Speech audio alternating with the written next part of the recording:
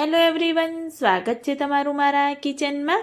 તો આજે હું અહીંયા બીજા બધા જ પુલાવના ટેસ્ટને ભૂલાવી દે તેવો અને આણંદનો પ્રખ્યાત ગણાતો મગ પુલાવ બનાવી એની રેસીપી તમારી સાથે શેર કરીશ। જો તમને પણ પુલાવ પસંદ હોય તો તમે પણ મારી આ રેસીપીથી એકવાર આ મગ પુલાવ બનાવીને ચોક્કસથી ટ્રાય કરજો, ખૂબ જ એવો ટેસ્ટી બને છે। જો તમને મારો વિડીયો પસંદ આવે તો સ્કીપ કર્યા વગર એન્ડ સુધી જોતા રહેજો।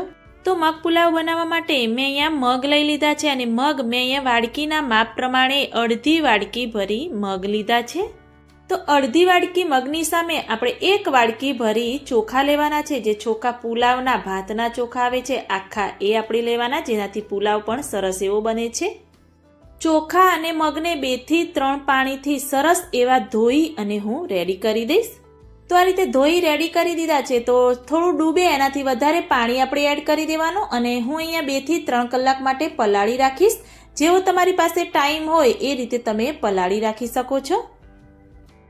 તો ગેસ ઓન કરી મેં કઢાઈ રાખી, 2 ટેબલસ્પૂન તેલ એડ કરી દીધું છે। તેલ થોડું એવું ગરમ થાય એટલે જીરાનો આપણે વઘાર કરીશું, ચપટી જેવી હિંગ એડ કરીશું, 2 તમાલપત્રના ટુકડા, 2 તજના ટુકડા, 2 લવિંગ એડ કરી અને આદુ અને મરચાંની પેસ્ટ આપણે અંદર એડ કરી દઈશું। થોડી વાર માટે એને સાતળવા દઈશું।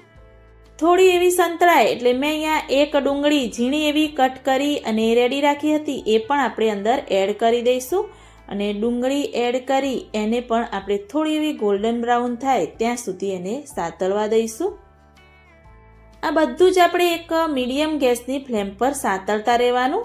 તો આ રીતે થોડી વાર માટે આપણે એને સાતળવા દઈશું। તમે જોઈ શકો છો કે સરસ એવી ડુંગળી પણ આપણી સંતળાઈ ગઈ છે। તો એમાં મેં અહીંયા 1 નાનું ગાજર ઝીણું એવું કટ કરીને એડ કરી દીધું, થોડું એવું કેપ્સિકમ આપણે એડ કરી દઈશું અને 1 નાનું ટામેટું ઝીણું એવું કટ કરીને આપણે અંદર એડ કરી દઈશું। જે વેજીટેબલ તમને પસંદ હોય એ બધા જ તમે અંદર એડ કરી શકો છો।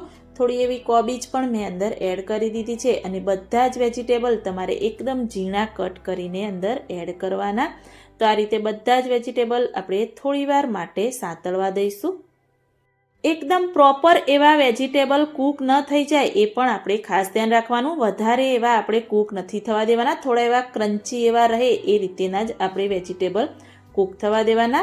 થોડા એવા કૂક થઈ જાય એટલે ટેસ્ટ અનુસાર આપણે મીઠું એડ કરી અને 1 ટેબલસ્પૂન મેં અહીંયા ગરમ મસાલો એડ કર્યો છે। જો તમારી પાસે બિરયાની મસાલો હોય તો તમે એ પણ એડ કરી શકો છો। ચપટી જેવી હિંગ એડ કરી, 1 ટેબલસ્પૂન મેં અહીંયા કાશ્મીરી લાલ મરચું લઈ લીધું છે, એ પણ આપણે અંદર એડ કરી દઈશું। જો તમારે વધારે તીખું જોઈએ તો તમે રેગ્યુલર લાલ મરચું પણ એડ કરી શકો છો। આ રીતે બધા જ મસાલા મિક્સ કરી એને પણ થોડી વાર માટે મસાલાને આપણે સાતળવા દઈશું। તો 1 મિનિટ જેવું થાય અને સરસ એવા મસાલા બધા જ વેજીટેબલમાં સંતરાઈ જાય એટલે આપણે જે ચોખા અને મગ પલાળ્યા હતા એમાંથી ચોખા બધા જ આપણે અંદર એડ કરી દઈશું। બધું જ પાણી મેં દૂર કરી દીધું છે અને ચોખા એકલા આપણે અંદર એડ કરવાના। એ જ રીતે મગમાંથી પણ પાણી દૂર કરી અને મગ આપણે અંદર એડ કરી દઈશું। તો મારી પાસે ટાઈમ હતો એટલે મેં અહીંયા મગ અને ચોખા 3 કલાક માટે પલાળવા દીધા હતા। જો વધારે પલાળશો એ રીતે તમારા ચોખા અને મગ જલ્દી એવા કૂક થઈ જશે। ટાઈમ ના હોય તો તમે 1 કલાક માટે પણ પલાળી રાખી શકો છો। આ રીતે મગ ચોખા વેજીટેબલમાં મસાલામાં સરસ એવા આપણે આ રીતે મિક્સ કરી દઈશું અને બધી જ બાજુ સરસ એવું ફેલાવી અને ઉપરથી આપણે પાણી એડ કરી દઈશું। હું અહીંયા 2 ગ્લાસથી થોડું વધારે પાણી એડ કરી દઈશ। તો આ રીતે ડૂબે એનાથી ઉપર થોડું તરે એટલું આપણે પાણી એડ કરવાનું અને ગેસની ફ્લેમ એકદમ આપણે મીડિયમ કરવાની છે।